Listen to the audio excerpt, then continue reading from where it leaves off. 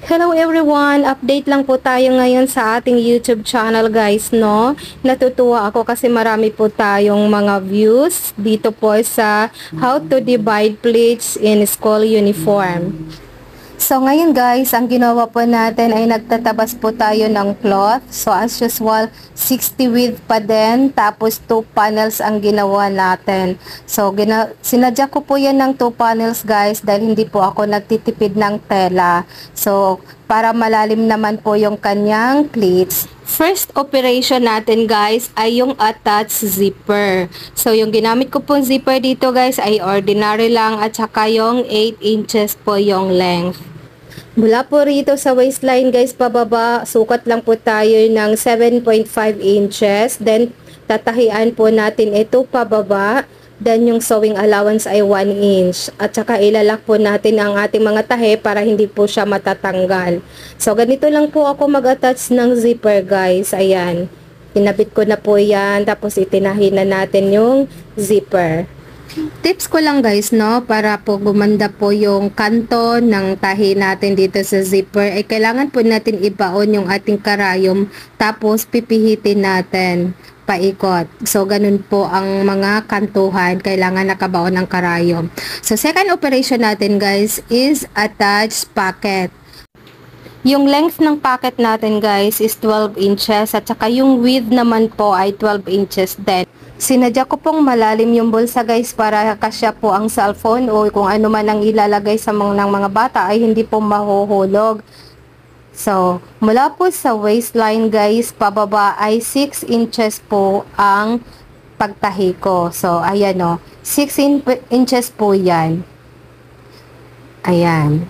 So, yan po yung pinaka-open ng ating bulsa. Diyan ilulusot yung ating mga kamay.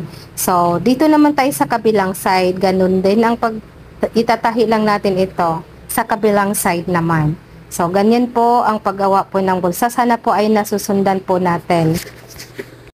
Nag-upload nga po pala ako nito ulit guys, no? In-update ko lang kasi 3 years na po ang lumipas nung huli kong upload nung how to divide pleats. So, sa dami po nababasa ko ng mga message, kaya ayan, natutuwa po ako at na-encourage ulit ako na mag-upload ng video dito po sa YouTube channel namin. At maraming salamat din po pala sa mga nag-subscribe. Hindi ko akalain na 1.9 na po tayo. At natapos na nga natin yung ating bulsa guys. Ayan, nilagyan natin ng slash yan. Pagkatapos ay inikot lang po natin. Binaliktad natin, nilagay natin dito sa kabilang side yung ating bulsa. Saka po natin ito tatahiin ng side. Ayan, seaming allowance ulit natin ay 1 inch. So, ganyan po tayo magawa ng allowance. At since tapos na po tayo sa attach pocket, dito naman po tayo sa ating center plate. So, pantayin lang natin yung side to side, tapos lagay tayo ng knots. Pagkatapos dito na tayo sa kung paano ako mag-divide ng pleats. Ang measurement pala ng baywang nito guys, ng ating client ay 22 inches yung waistline niya. Tapos, yung haba naman nito ay 20 inches. So, bata lang po ang may-ari nito, guys. At mula po sa center ng ginawa natin ng nuts, guys, ay gagawa po tayo ng center plates. Tapos, ang measurement po ng center plates, standard po is 5 inches. Sa tape measure, guys, hanapin natin yung 22, number na 22. Tsaka, i-fold po natin ng once ang tape measure. So, mayroon na lang po tayong 11 inches. Sa 11 inches, i-fold ulit natin ang tape measure. Mayroon na lang po tayong 5.5 inches. So, yung 5.5 inches, guys, isubtract po natin yung 2.5 inches. Saan ko po kinukuha yung 2.5 inches? Doon po yun sa kalahati ng center plates na 5 inches. So, 5.5 inches minus 2.5 inches, guys, ang natitira na lang po ay 3 inches. So, 3 inches, guys, divided by 2 is equal to 1.5. So, 1.5, guys, iyan po ang lapad ng ating pleats sa palda natin. So, from center knots natin, guys, sukat po tayo ng 2.5. So, yung 2.5 guys, iyon po ang ating overlap. So, center pleats po tayo ngayon. So, tinahi ko na po yan guys. So, tanong po, mayroon po kasi nagtatanong kung gaano po ang lapad sa ilalim. So, ang ginawa ko po dito guys, sa ilalim naman or sa loob ng ating palda, mula po sa center notch, maglalampas lang po ako ng half inch. So, half inch po ang lampas. Ayan, sa loob na yan, half inch po ang lampas mula po doon sa notch. So, para hindi po tayo malilito. Next naman po, mula po dito sa ginawa po nating pleats, sukat ulit tayo ng 1.5 inches. So, ulitin ko po guys, 22, i-fold po natin ng isa, mayroon na lang po tayo ng 11, tapos yung 11 i-fold ulit, naging 5.5, tapos yung 5.5 minus 2.5, half po ng center pleats ng 5 inches, tapos yung natitira po, 5.5 minus 2.5 is 3 inches na lang. So, 3 inches divide 2 is equals to 1.5. So, ayan. Nagsukat po ako mula dyan, papunta po dito sa akin ng 1.5.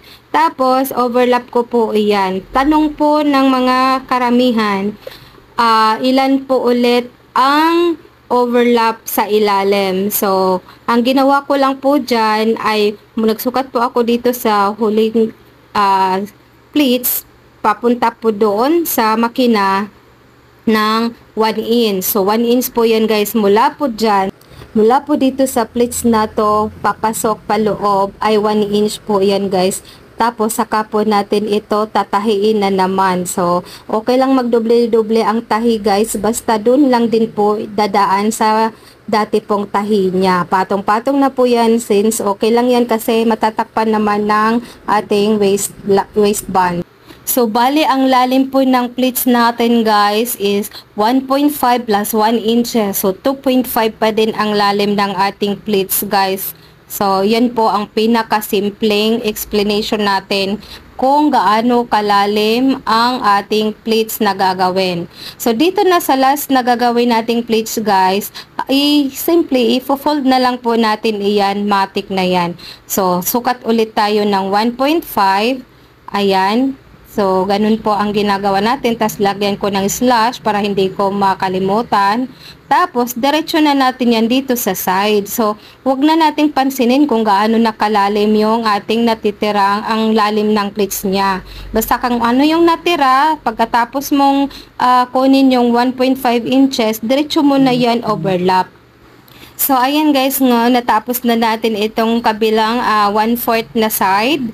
So, dito naman tayo sa kabilang side guys. So, bali front po muna ang ginawa natin. So, dito naman tayo sa kabilang side. So, as usual, ganun pa din po yung process. So, mula po dito sa center knots, so, fold po tayo ng 2.5 inches. Sukat po tayo ng 2.5 inches rather. So, from center knots, sukat po tayo ng 2.5. Tapos, as usual, ilalampas lang ulit natin ito ng half inch mula po sa center knots. Ilalampas po yung overlap ng half inch. Tapos, tatahiin ulit natin ito. At mula naman dito sa edge ng pleats guys, sukat ulit tayo ng 1.5 inches. So, sinukat muna natin yan kung ang center pleats natin ay sakto bang 5 inches. So, yun na nga, sinukat na natin na nagsukat na tayo ng 1.5 inches. Tapos, overlap ulit natin to guys. So, as usual guys, mula po dito sa edge ng ating pleats, sukat ulit tayo ng 1 inch. Ayan. Yan na po ang pinakalalim ng ating pleats guys. 1.5 plus 1 inch is equals to 2.5 inches. Yan po ang lalim po ng ating pleats. So, tatahiin ulit natin ito guys para hindi naman po ma-deform yung ating pleats. At ulitin ulit ang process guys. Sukat ulit ng 1.5. Tapos, ifo-fold na natin ayan. Overlap na yon, diretso na sa pinaka dulo na talaga. Zipper yan guys, no? Pinaka zipper. So, diretso na fold yan guys. Huwag na natin intindihin kung gaano na lang kalalim yung.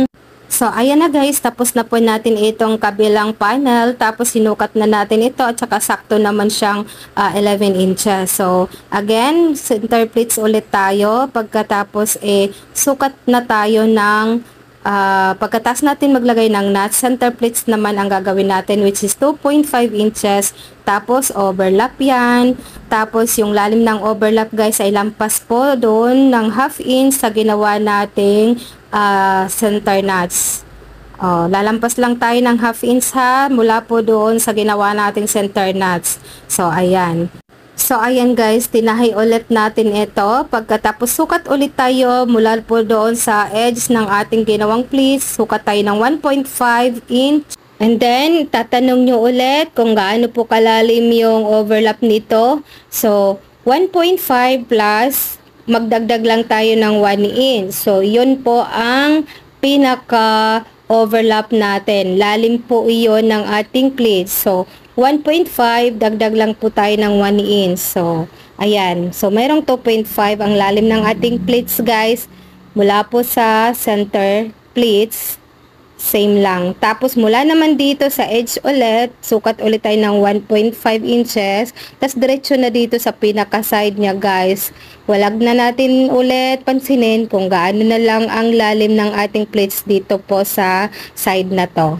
Next naman guys, dito naman tayo sa kabilang side. As usual, 2.5 inch ulit, 2.5 inches. Tapos overlap, lampas ulit ng 1 inch, ay 1/2 inch dito po sa center nuts. Tapos tahiin ulit natin yan. So ayan na guys, tapos na natin gumawa ng pleats guys. Saktuhan lang po yan na 22 inches. And this time, attach po tayo ng waistband. Ang lapad po ng waistband ko na ginagawa rito guys ay 4.5 inches lang. So since malapad po yung waistband na nagawa natin, ginupitan po natin ito. Binawasan lang natin. Sinakto lang natin ng 4.5 inches. Tapos, ayan, attach na natin. So, ganyan po ako mag-attach ng waistband. So, kailangan, half inch ang sewing allowance natin, guys. Matakpan man lang natin yung mga basting natin na doble-doble na. So, ayan. Para hindi kita yung tahi. At next operation natin, guys, ay yung i-attach po natin yung pilon. So, mag-prepare lang po tayo ng pilon dito, guys. Yung lapad pala ng ating pilon guys is 1 1/4 po yan. So ngayon i-attach na natin yung ating pilon. Overlap lang po tayo ng 1 inch kasi lalagyan po natin iyon ng hook eye. Hook and eye po kasi yon. So ayan, 1/16 lang po ang pagtahi ng pilon guys. So ngayon pinutol natin yung excess. At ayan, fold na natin. Yung sukat po is yung kung gaano kalapad yung ating pilon. Yun din po ang pag-fold natin. So, isasagad na natin, which ang hook naman ang nakalagay dyan sa parte na yan. Tapos itong parte na to ay naman ang nakalagay. Kaya ayan, may excess po tayong extended 1 inch. Tapos, ibaliktarin na natin yan guys. Pagbaliktad niyan, ayan, itago lang natin ng maigi lahat ng mga kalat sa loob para linis po tingnan. At ngayon naman guys, pasadahan na natin. So ayusin lang po natin ito kasi mahirap kapag mag-twist po ito. So kailangan hindi twist yung ating waistband. Pagkatapos top stitch po natin itong dulo nito or yung edge nito, i-top stitch natin para hindi po sasayaw yung ating pilon. So, ayan na guys, tapos na natin itong natahe yung ating waistband. Linis-linisin lang po natin ito na mga excess threads. Ayan, sukat ulit natin kung saktuhan lang. So, next naman ang ginawa natin dito ay mag-fold na po tayo ng hemming line. So, una muna, nag-basting muna ako ng 1/2 inch po yan guys. Ayan, lapad yan 1/2 inch. So, i-basting ko po yan paikot. Pagkatapos natin pag-basting yan, lahat ng mga sinulid ay gugupitin natin. At pagkatapos po ng basting guys, fold po tayo ng 1.5 inches. Ayan, tapos tahiin ulit natin. Kailangan pantay-pantay po yung lapad, seaming allowance ng ating palda para po hindi po siya magti-twist yung laylayan. Same lang po dapat 1.5 inches. So, ganyan habang nagpapatakbo, nagsusukat kung gaano kalapad or kalaki. Para pantay-pantay po siya. So, ayan, malapit na po tayong matapos guys. Thank you so much po sa mga nag-comment. Hindi ko po kalain na umabot na po tayo ng 31 views doon po sa dati kong upload. So, ayan na guys, next po natin gagawin ngayon ay ito pong attach hook and eye na. Kaya nag-upload po ako ulit nito guys kasi na-inspired po ako sa inyong mga comment na marami po kayong natutunan dito. So salamat naman po guys at natutunan nyo po itong mga technique ko. Sa actually lahat po ng mga mananahi ay mayroon pong kanya-kanyang style or technique kung paano po maging mapadali ang mga tahiin natin. So, pasensya na po kayo kung ngayon lang po ulit ako nag-upload ng ating YouTube channel. Sa sobrang busy po natin guys at marami po tayong mga iniintindi. Kaya ayan, minsan ko lang pong nasilip itong account ko dito at yun nga nakita ko po yung mga comment nyo tsaka yung mga tanong nyo. Kaya naka-decide ako na mag-upload ulit po ng video. At sana dito po sa video na to ay inyo po nasagot na po ang inyong mga katanungan. So, that's all guys. Thank you for watching and paki-share lang po ng ating video. Tapos shout out po sa lahat ng mga subscribers ko na patuloy pa din po silang nanonood ng video ko.